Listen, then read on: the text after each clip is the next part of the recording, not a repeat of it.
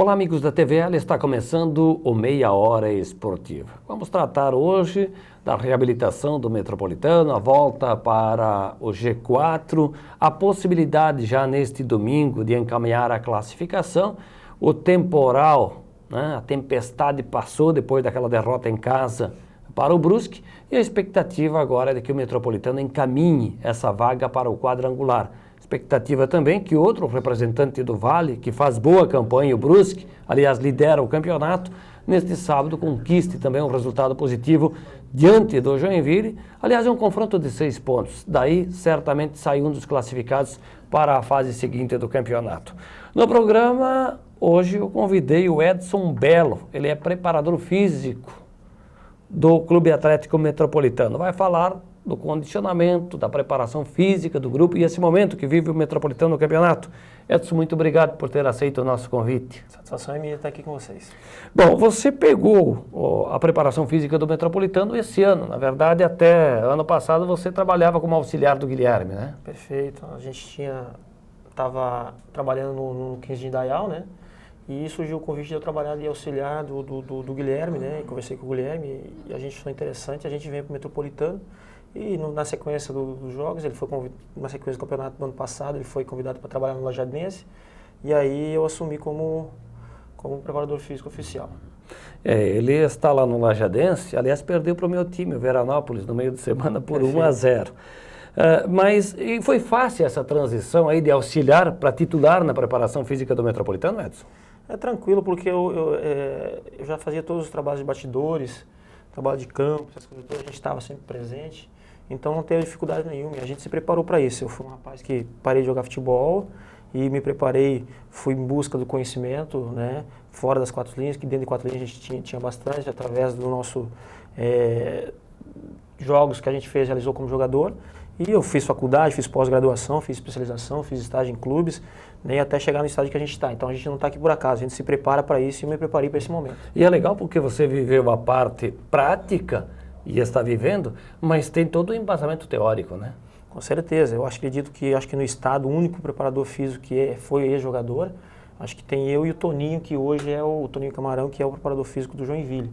Né? Então isso é uma bagagem a mais que você tem, um acrescento a mais que você tem para passar o que você vivenciou dentro do campo para o jogador. Eu acho que tudo que você faz na vida você tem que ter um embasamento, sabendo que você passe certeza para o jogador, e não dúvida. Né? Edson, vamos recapitular um pouquinho o teu tempo de jogador. Eu me lembro bem, você jogador do Blumenau, por exemplo, lá na década de 90 e 98, foi que tu passasse aqui pelo BEC, né?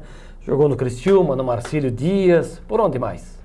Eu estive fora do Brasil também, no Barcelona de Guayaquil, aquele time que foi vice-campeão da Libertadores com o Vasco, né? Eu joguei naquele time o ano anterior, em 97, a gente foi campeão nacional por lá. E na sequência eu voltei para o Marcílio Dias, que estava emprestado, e o Marcílio Dias na sequência não quis me vender, né, para o time. Eu fiquei por aqui, aí na sequência fui emprestado para o BEC, e voltamos ao Marcílio Dias. O Sandro Gratz me comprou do BEC, que era empresário, né, estava começando, fui o primeiro jogador do Sandro, e daí me levou a correr o Brasil todo aí, né, a gente foi para Criciúma, foi Rio Branco, Paraná, e tivemos o Francisco Beltrão, tivemos por último por último estive em Sinop, Mato Grosso, e foi por lá que eu encerrei a minha carreira em 2004. Lá no Barcelona de Guayaquil, era do tempo do Laerte Doria, não? Laerte Doria que me levou para lá, juntamente com outros empresários, ele que me levou para lá. Um brasileiro que tem uma relação forte aqui, né, com o isso. Esporte, inclusive aqui de Itajaí, né? Pois é, quando a gente fala do futebol equatoriano, principalmente os torcedores do Fluminense se lembram sempre da LDU, né? Agora tem o Emelec lá também, tem o Deportivo Quito. Mas o Barcelona é o quê? Um time mais popular? É um time mais de elite? Como é que dá para definir o futebol equatoriano? O time do Barcelona é o time que mais tem enteada no país, como se diz, mais torcida, como o Flamengo hoje aqui. Então é o time de massa lá. Time de massa. É o estádio mais bonito do país. É um clube de massa. Fica na cidade de Guayaquil, quando tinha 7 milhões de habitantes. Até quando eu estava lá, deve ter aumentado a população de habitantes, né? Então é um time muito grande em relação aqui ao país do Equador, é um dos maiores. Lá tem algumas cidades que tem altitude também. Como é que é? Porque eu nunca tive a oportunidade de ir aqui no programa. Já entrevistei jogadores brasileiros que atuaram na altitude, por exemplo, de La Paz, que é alta. Mas como é que é para o jogador? Falta gás mesmo lá em cima do morro? Falta. Você que não está acostumado, você tem uma oxigenação bem restrita ao nível do mar. Eu também pensei que isso era uma coisa assim da cabeça do pessoal, mas isso realmente é. Você sai de uma altitude no nível do mar para chegar a jogar 2.500 metros acima do mar, né? Então você dá uma pressão muito forte na cabeça, tem dor de cabeça, né? E a bola corre mais rápido, você sente o ar vir com dificuldade. Isso é realmente um problema que os jogadores enfrentam quando vão jogar lá. Nessa trajetória de jogador, agora aí jogador Edson Bello, foi possível colecionar títulos, troféus? Eu tive várias chegadas em campeonatos, né? Eu fui 2 vezes campeão do Mato Grosso com o Sinop, disputei Copa do Brasil também, joguei no Guayaquil também, fomos campeão lá. E aí pra cá a gente só bateu na trave, né? Então, mas sempre... Nem no Criciúma? Sempre chegando. Nem no Criciúma não chegamos também. Que época foi a do Criciúma? 99. 99. Depois de ter passado aqui pelo BEC. Isso. 99 a gente esteve no Criciúma, mas a gente não conseguiu chegar nas finais do Campeonato Catarinense. Eu estou recapitulando, aproveitando a tua presença aqui, um pouco da tua trajetória de futebol, porque daqui a pouco o torcedor lá do Metropolitano, ele observa o trabalho da preparação física, associa o profissional, enfim, mas às vezes não sabe dessa bagagem, dessa história como jogador, né? Perfeito, é difícil você ver muitos técnicos, né? E isso que você é um jovem ainda, isso, né? É técnico, mas então você vê técnico e jogadores. Agora, preparador físico é muito difícil você ver um ex-jogador, né? Porque você tem que buscar o conhecimento, você tem que se qualificar para estar apto a fazer esse tipo de coisa. Tem que conhecer a anatomia humana, né? Então, e não é todo mundo que quer isso aí, né? Todo mundo que vai atrás do conhecimento e gosta disso aí. E sempre quando eu fui jogador, eu sempre falei que quando eu parar, eu vou ser preparador físico. E hoje eu estou realizando esse sonho. Porque o treinador, ele tem que conhecer de técnica, de tática e tal, saber receber o jogador em condições. Agora, o preparador físico, ele tem que conhecer também o corpo humano, saber Perfeito. até onde pode chegar, o que pode render, até onde pode... Né, claro, nós temos hoje jogadores aí no nosso elenco de 19 anos e de jogador de 36 anos, né, para 37. Então, nós temos que respeitar a fisiologia de cada um. A anatomia humana é perfeita, então nós temos que saber respeitar essa cronologia da fisiologia de cada um. Tem alguns profissionais que iniciaram na preparação física. O caso, por exemplo, do Carlos Alberto Parreira, que foi técnico da seleção, agora auxilia o Luiz Felipe Scolari, e que iniciou como preparador físico, né? O outro que começou aqui, passou pelo Juventus, o Celso Roth, também, antes de ser técnico, ele foi preparador físico. E você já disse aqui que pensou, trabalhou para ser o preparador físico. Te passa pela cabeça ir para outro caminho ou não? Não, hoje eu estou bem concentrado, estou bem focado no que eu quero. Acho que preparação física é minha paixão e eu estou bem focado nisso aí. Não penso em ser treinador de maneira alguma. Isso nunca passou pela cabeça, então estou focado realmente na preparação física. Até porque no teu tempo de jogador, quando o treinador era mandado embora, ou pedia para sair como o Ricardo, foi dispensado no Criciúma nessa quinta-feira, automaticamente, naquela época tua de jogador, o preparador físico assumia interinamente o comando da equipe. Hoje é diferente, tem um auxiliar técnico que assume essa função quando não vem lá da base. Antigamente jogava bucha na mão do preparador físico, né? Agora não, agora tem um pessoal aí, o auxiliar da casa aí, que é o Osmair, né? Então ele que assume, caso o treinador do Metropolitano não estiver mais atuante, eu acho que automaticamente assume o auxiliar da casa, né? Bom, Edson, tu és natural da onde? Sou natural do Paraná. Paranense, que cidade? Sou de Matelândia, no Paraná, próximo a Foz do Iguaçu. E começou no futebol no Paraná mesmo ou não? Isso, comecei no futsal, né? E daí me transferi para o Paraná Clube, e do Paraná Clube aí a gente seguiu carreira como jogador de futebol de campo mesmo. Deu para fazer um pé de meia não, jogando bola? Na minha época não. Na época poucos jogadores ganharam dinheiro, né? Deu para se manter, comprar alguma coisinha, mas não para ficar rico como hoje, né? Jogadores hoje têm uma facilidade muito grande de ganhar dinheiro, né? Até na minha época era difícil você sair fora do país. Hoje sai aos punhados, né? Você dá um chutinho certo aqui, você já vai para a Europa, já vai para a China, outros lugares. E o curso de educação física, depois, tu conseguiu estudar jogando futebol ou foi depois? Não, isso foi tudo depois, né? Depois que eu parei. Quando pego um projeto, eu foco no projeto, porque eu acho que para estudar e jogar futebol é meio difícil. Então você, às vezes, a vida do jogador é meio cigana, você joga 6 meses num clube, 6 meses no outro, então para você estar transferindo faculdade é meio difícil. Então eu foquei sempre no futebol, depois o estudo, depois aí sim eu consegui me formar, fazer especialização e aí seguir carreira como preparador físico. Edson, essa semana nós tivemos 3 jogos pelo Campeonato Catarinense de Futebol, um válido pela segunda rodada, um jogo que tinha sido adiado, Foi disputado na cidade de Brusque. O Brusque venceu o Atlético de Mirama por 2-0. Em Criciúma, já pela 7ª rodada, Criciúma e Marcílio Dias empataram em 1-1. Você jogou nos dois. E eu tinha dito antes do jogo, o Marcílio Dias historicamente parece que atrapalha o Criciúma no sul do estado, né? E aqui no estádio do César, o Metropolitano goleou a equipe do Juventus por 4-0. Agora foi um primeiro tempo que os nervos estavam à flor da pele, time tenso, nervoso, torcida vaiando. É natural, depois da pancada contra o Brusque, de uma derrota como aconteceu, do grupo sentir esse peso, essa obrigação de reagir? Eu acho que depois de tudo que aconteceu, repercussão, de não falar com a imprensa, essas coisas todas, acho que eu até tinha conversado com o Abel, acho que a maior preocupação nossa era a ansiedade dos jogadores, em querer no primeiro minuto já fazer um gol, né? E isso ia afetar todo o grupo, e como realmente afetou. Acho que os jogadores estavam nervosos, estavam ansiosos, né? Não é que eles estavam nervosos, eles estavam ansiosos para mostrar para o pessoal, para a torcida deles, para a torcida do Metropolitano, dar um respaldo para a imprensa, e para eles mesmos, né? Dar um respaldo para eles mesmos. Sim, porque a resposta era para o grupo. Sim, exatamente. Mas eu acho que o respaldo para eles seria muito grande. E eles estavam ansiosos e queriam fazer isso no primeiro minuto. Eu falei, não, tem que fazer, nós temos 90 minutos para fazer um gol. A gente ganhar de um gol, tranquilo, resultado positivo, tranquilo.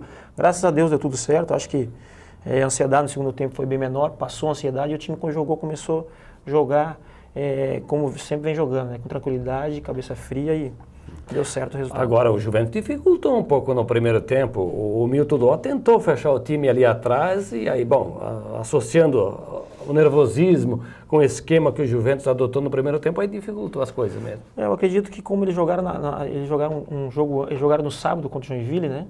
E foi, não, eles tiveram um jogo antes no Joinville. Foi pro Marcílio que eles perderam de 4-0. O Joinville ganhou do Atlético, né? Eu acho que o Milton Dó, acho que ele assistiu nossos jogos contra o Juventus, o nosso jogo contra o Juventus, e ele implantou, se você for ver, ele implantou a mesma filosofia de jogo, atrás da linha de meio de campo, né? Você está se referindo ao estilo do jogo estilo de jogo do Juventus. Do Juventus que vem aqui, e do Juventus não, do Brusque, né? Brusque. Que jogou atrás da linha de meio de campo, atrás da linha da bola. E eu acho que ele quis implantar o mesmo estilo de jogo, né? Mas o Brusque, como tem uma qualidade maior e tal, e soube desenvolver bem isso, saiu na frente, teve sorte de fazer um primeiro gol. E seria também difícil a gente fazer se o Juventus chegasse aqui e fizesse um gol aos 5 minutos do primeiro tempo, como o Brusque fez, dá uma desarticulada no jogo, o time fica sem, né, aquela confiança que teria que ter durante o jogo. Mas a gente conseguiu fazer o primeiro gol e depois no segundo tempo deslanchou. Bom, claro, foi outra história contra o Juventus. Agora, diante do Brusque, cada um tem um conceito, fez uma leitura individual do jogo. No meu entendimento, o Metropolitano foi surpreendido. O Brusque veio aqui bem ajeitado, fechadinho, saiu para o jogo. Quando o Metropolitano acordou, a vaca já tinha ido para o brejo, com o bezerro e tudo. Qual foi a tua leitura, com a tua experiência? O que aconteceu? Eu acho que como nós vimos fazendo bons jogos, né? Acho que ninguém imaginava que a gente vinha aqui pelo Brusque. O Brusque não estava vindo bem, ganhou, apesar de ter ganhado do Avaí, mas o Avaí estava bem desarrumado, né? E a gente tinha informações também do Brusque que vinha fazendo bem jogos, mas não estava vencendo, né? Então, a gente estava fazendo bons jogos e vencendo, né? Então tinha essa diferença. Aquela vitória contra o Criciúma deu uma confiança para o grupo, para a torcida, para todo mundo, né? Exatamente. Eu acho que foi esse o ponto-chave, né? O Brusque vinha fazendo bons jogos, mas não estava vencendo. Nós estávamos fazendo bons jogos e vencendo. Então essa qualidade, essa superioridade nós tínhamos. Tanto é que o Brusque vem nos respeitando, né? E nós, como jogando em casa, a gente tomou a iniciativa do jogo. E se expôs, e o menino achou uma falta lá também, logo no início do jogo, do Aldair, né? E fez um excelente gol, mérito dele, né? Isso já dá e continuaram na mesma linha de trás, na mesma bola, né? Não saíram para o ataque, não se exporam, eles não se expuseram em nenhum momento, e nós, cada vez mais, a gente tinha que se expor cada vez mais e acabamos levando um gol, né? Vamos ver os gols da vitória do Metropolitano diante do Juventus nesta quarta-feira. São imagens da RIC Record.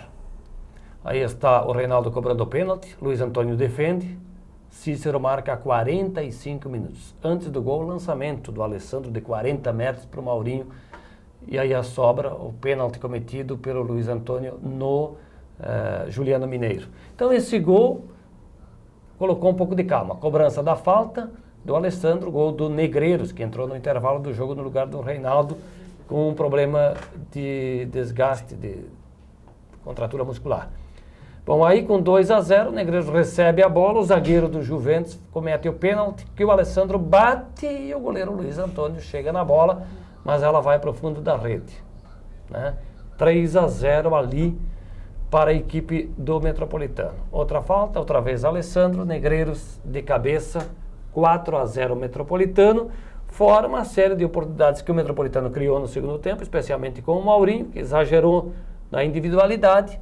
Se usasse um pouco do coletivo, você é que jogou bola, sabe como é que é. Se toca para o lado, a possibilidade do placar ser ainda maior, né? O jogador, com o Maurinho como é um atacante, né, antes de fazer o gol, ele queria fazer o dele, né? Então, acho que pecou nesse aspecto aí, poderia colocar outros jogadores, né? Mas jogador, atacante que atacante tem que fazer gols. Se ele, certos gols que ele errou, ele tinha feito uns 3, 4 gols. Hoje estaria na mídia, né? Pô, o Maurinho fez 3 gols e tal. E nós temos aí vários times da Série B, Série A, todos em cima de jogadores como o nosso, como o Brusque, esses jogadores que estão despontando. Então isso contaria muito ponto. Então acho que o jogador nesse ponto crucial, se puder fazer 10 gols no jogo, tem que fazer. Mas se errar como errou assim também não fica bem. Não fica bem, isso que eu falei. Ele fez um cruzamento que o Negreiros quase foi derrubado, né? Porque ele tentou colocar a cabeça na bola e não conseguiu. Se é um pouco mais fraco o passe, o Negreiros faria o gol, né? Perfeito. Bom, em relação ao Reinaldo, ele saiu no intervalo, né? O que foi? Foi na coxa, contratura, né? isso. Uma contratura no posterior. E quando ele pegou a bola para bater o pênalti, já estava sentindo, né? No início do jogo ele já pediu Aliás, uma proteção. ele pediu lá uma proteção que coloca, o que chama aquela, uma proteção de Ele pediu uma cocheira, né? Que fala, né? Um tensor que fala ali que prende um pouco mais a musculatura, segura um pouco mais, dá um pouco mais de proteção, mas quando ele pegou a bola para o pênalti, para bater o pênalti, ele já estava sentindo, né? Então... Mas o Negreiros entrou bem, fez 2 gols, foi eleito por nós da Crônica, um dos melhores do campeonato, tanto que ele emplacou na seleção da 7ª rodada aí do Catarinense, né? Isso é uma garantia também para o Abel ter um jogador do nível do Reinaldo para ser escalado no domingo, porque eu acho que o Reinaldo dificilmente vai para o jogo, ou vai? Olha, ele vai viajar com a gente, tá na programação que hoje a gente se apresenta lá embaixo na Itopava, às 4 horas, 16 horas, e logo após a gente viaja, né? E ele está na relação, ele vai viajar com a gente. Agora, se vai jogar, eu já não sei, aí já... Mas, na hipótese, no jogar tem um jogador à altura para entrar em campo. Perfeito, a gente procurou fazer um elenco aí que a diretoria fez um elenco de... Se sai um, entra outro, e não há uma necessidade grande assim, de tanta diferença no futebol. Então, acho que saiu o Reinaldo, entrou o Negreiros, fez 2 gols, e... acho que tem jogadores à altura aí para que supra essas necessidades. Bom, o Brusque é o líder do Campeonato Catarinense de Futebol, faltando 2 rodadas para o final dessa fase de classificação em turno único, são 9 rodadas. Reparem aí na classificação, o Brusque com 13 pontos, o Metropolitano e o Criciúma aparecem em segundo lugar com 12 pontos. No critério de desempate no número de vitórias, Brusque e Metropolitano, aliás, o Metropolitano tem 4 vitórias contra 3 do Criciúma, por isso que o Metropolitano é o segundo colocado. Depois Figueirense e Joinville estão com 11 pontos, 3 vitórias para cada um, 3 gols o saldo do Figueirense e 2 do Joinville. Marcílio Dias e Chapecoense estão com 9 pontos, Avaí e Atlético 7, Juventus na lanterna meia dúzia. A penúltima rodada começa neste sábado. Jogo na cidade de Brusque, às 4 horas, no estádio Augusto Bauer. O Brusque recebe o Joinville. É um confronto direto. O Célio Amorim apita. O Brusque não poderá escalar o Tarcísio lateral e nem o Aldair, porque eles têm um contrato e uma cláusula contratual, cobra uma multa de 300 mil cada jogador para o Joinville liberar, são jogadores do Joinville. Então, mas eu acho que o Aldair é bom jogador, fez um golaço, como dissemos aqui, contra o Metropolitano, mas o Rafael Bittencourt também fez um gol e é um bom jogador. Acho que vai substituir a altura. O Gilton deve ser o lateral esquerdo, já vinha jogando. Então, Brusque e Joinville neste sábado, 4 horas.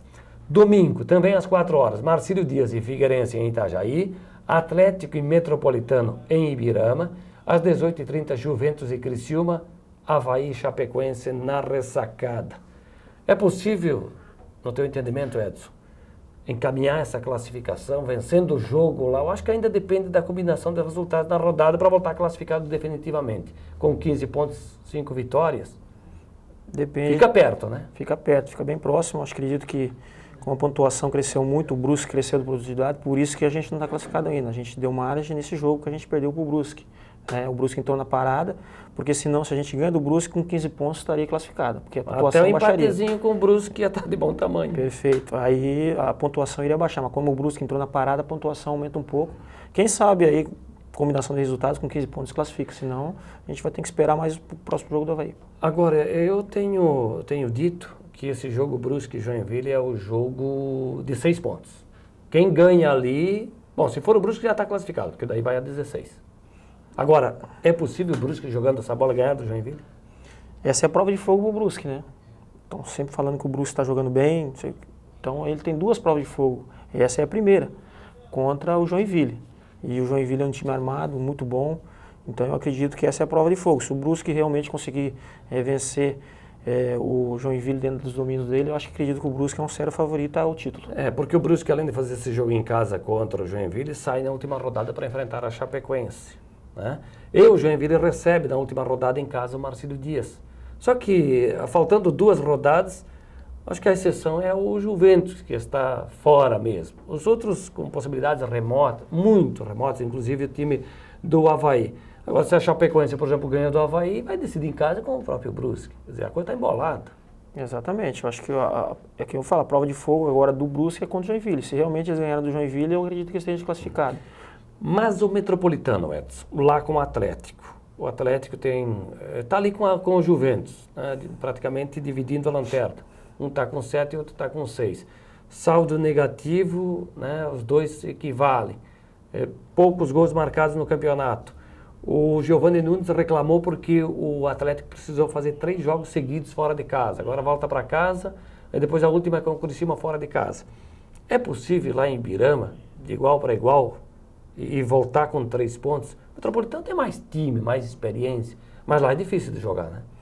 Difícil de jogar porque está no domínio do adversário e criou-se uma rivalidade também entre Metropolitano e Atlético de Ibirama. Mas, lógico, dadas as proporções, hoje eles estão com chances remotas de classificação e a gente tem uma chance bem clara de classificação, né? E a gente que busca o resultado positivo, né? A gente precisa desses 3 pontos lá. Então isso dá uma tranquilidade até mais para o Atlético de Ibirama, né? Agora, para o Metropolitano, time por time, o Metropolitano, mesmo sendo lá, é o favorito. Talvez no Atlético tenha aquela coisa da cobrança, da necessidade de ter que ganhar uma partida, já se começa a fazer uma avaliação, se falar em quem fica, quem sai, né, pro hexagonal.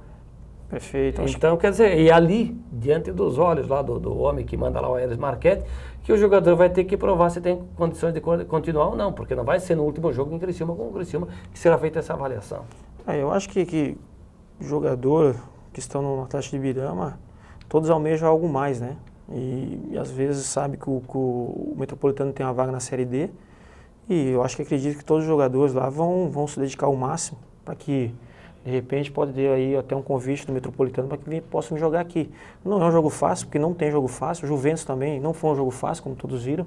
Então, nós, jogadores, que vai tornar um jogo fácil. Isso vai depender de cada um. E a gente mas a gente vai preparado. A gente vai preparado para Ibirama, sabendo que é um jogo difícil, sabendo que o Ibirama vai engrossar com a gente por se tratar de um clássico, sempre foi, e não vai ser diferente. A vida voltou ao normal depois da vitória com o Juventus? Tranquilo, acho que a gente vive nesse ambiente de futebol, a gente sabe que não vai vencer todas, não vai nunca vencer todas, e também não vai nunca agradar a todo mundo. Então mesmo ganhando do Juventus aí de 4-0, a gente sabe que não agradou a todos, né? Tem sempre aquilo, ganhou, mas não jogou, então... Né? E no futebol é importante, hoje os times grandes estão prezando, eles prezam muito isso, ganhar o jogo, não querem saber se dá espetáculo. Hoje é muito difícil um time que dá espetáculo, então o nosso não é diferente, mas a gente está convivendo com isso, a gente sabe que vai ter derrotas, vai ter vitórias, vai ter derrotas ruins, vai ter derrotas que a gente poderia ter ganho o jogo, vai lamentar um pouco mais, mas teve jogo contra o Brusque que a gente mereceu perder mesmo. Não jogou nada, não criou, não entramos em campo, então acho que a gente foi mérito do Brusque, aproveitou as chances que teve e fez o resultado. Bom, pelo Brasil, nós vamos ter rodada nesse final de semana. Por exemplo, o Campeonato Paulista chega na 10ª rodada, com jogos já decisivos, né? Corinthians, no meio da semana que passou, ganhou uma partida, depois de um bom tempo sem vencer. A partida foi lá em São José do Rio Preto, diante do Oeste, o Corinthians venceu. A Penapolense está fazendo um excelente campeonato em frente à Ponte Preta neste final de semana. Destaque também para o jogo do Corinthians que eu vinha falando diante do Rio Claro. O Rio Claro também venceu o Botafogo nesse meio de semana por 3-1. Tem o clássico São Paulo e Santos. O Palmeiras, que faz a melhor campanha do Paulistão, vai enfrentar o Botafogo lá em Ribeirão Preto. Virando a página, vamos ao Rio de Janeiro. Campeonato Carioca também tem rodada neste final de semana, mais uma rodada importante. O Fluminense, por exemplo, no meio da semana, venceu o seu adversário com o gol do Fred. O Flamengo enfrenta o Resende. O Fluminense, que eu estava falando, faz o clássico com o Botafogo neste domingo. O Vasco da Gama enfrenta a Cabo Friense. São os principais jogos do final de semana da 10ª rodada do Campeonato Estadual do Rio de Janeiro. No vizinho estado, no Rio Grande do Sul, também tem rodada nesse final de semana. No meio de semana que passou, o Grêmio venceu o Caxias por 3-2. O Internacional ganhou o seu jogo também, do Novo Hamburgo 2-1. E nesse final de semana, o Grêmio enfrenta o Novo Hamburgo, na Arena do Grêmio. E em Veranópolis, o Veranópolis recebe o Internacional. São os principais jogos da rodada do Campeonato Estadual do Rio Grande do Sul. O Brasil, que dos times do interior faz boa campanha, enfrenta o Aimoré. E o Veranópolis também vem num crescente nesse campeonato regional lá do Rio Grande do Sul. Nós tivemos, eu pulei, né, Jackson? Mas se conseguir colocar aí daqui a pouquinho, com o auxílio do Rafael, é que essa semana aconteceu uma reunião dos clubes que vão disputar o campeonato da 3ª divisão, agora chamam de Série C do Campeonato Catarinense. 14 representantes de clubes estiveram presentes na reunião na Federação Catarinense de Futebol, que agendou para o dia 5 de maio um novo encontro com os clubes que vão disputar o campeonato da 3ª divisão. Mandaram representantes do Blumenau, Jaraguá, Barra, Curitibanos, Pinheiros, Navegantes, Juventus de Ceará, o Joaçaba, o Atlético Guarani de Lages. Esse ACADES é a Associação Catarinense de Desenvolvimento ao Futebol. Que nome que deram para um time de futebol lá de Itapema. Acho que era melhor Itapema ter um time lá e colocar o nome do município. Fluminense de Joinville, Real Esporte Arte Clube, que nasceu aqui em Blumenau, não sei onde está sediado agora, Operários Mafrenses e o Santa Catarina, que foi apresentado aqui em Blumenau e andou migrando aí pelo estado de Santa Catarina.